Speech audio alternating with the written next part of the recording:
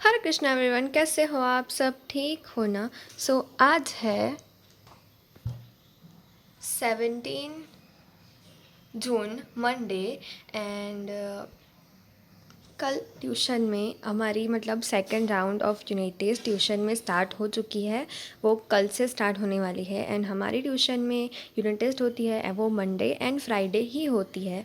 तो कल है गुजराती की यूनिट टेस्ट, तो उसके लिए आज प्रिपेयर करना है। एंड आज से मैं वापस से अपने व्लॉग स्टार्ट करने वाली हूँ। चलिए पढ़ाई स्टार्ट करते हैं।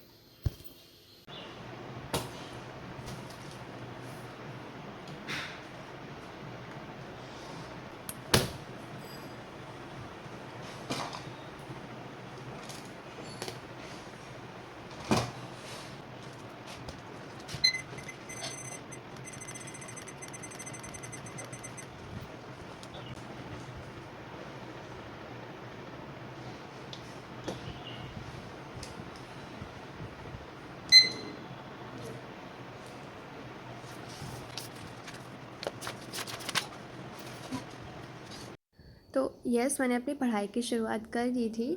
तो आपको एक बात बतानी थी। आप लोग अपने एक दो जन ने कमेंट करा था, पहले बहुत टाइम हो गया, पर ऐसे कमेंट करा था कि आप कैसे अब पढ़ाई करते हो, अपनी स्टडी स्ट्रेटजी बताना।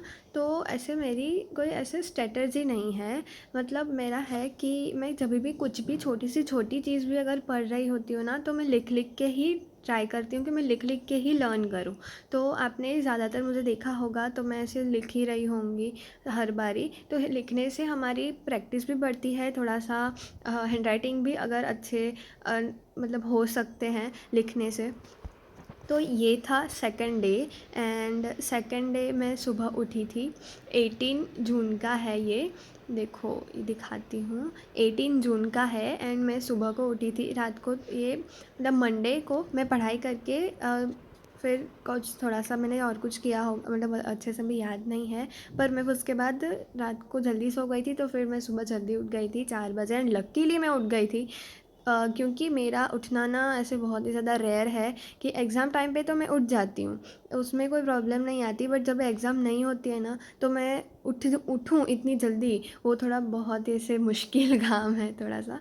बट मैं उठ गई थी। फिर मैं कर रही थी एसएस की पढ़ाई। तो वापस से वो अपनी पहले जो बता रही थी वो कंटिन्यू करती हूँ कि मैं ज़्यादा से ज़्यादा ट्राई करती हूँ कि मैं लिख लिख के ही लर्न करूँ सारी चीज़ें। तो इस वजह से बहुत ज़्यादा टाइम तक याद रह सकती है। अगर एक लाइन का भी, अगर 1 मार्क का भी क्वेश्चन है, तो मैं ट्राई करती हूँ कि मैं लिख के ही लर्न करूँ।